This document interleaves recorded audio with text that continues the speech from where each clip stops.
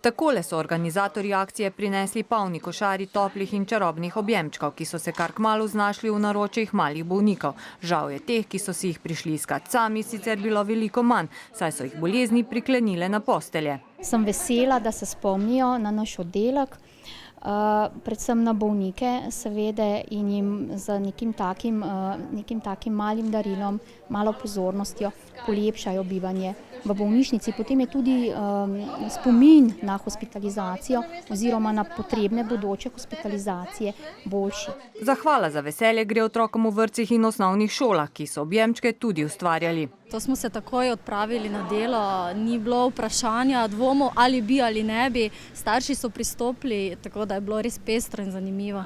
Z vso dušo so delali, ker ko so zvedeli, da gre za bolne otroke. In koliko objemčkov jim je uspelo narediti? Rekordno število 12.400 otrok je ustvarilo preko 5.000 objemčkov.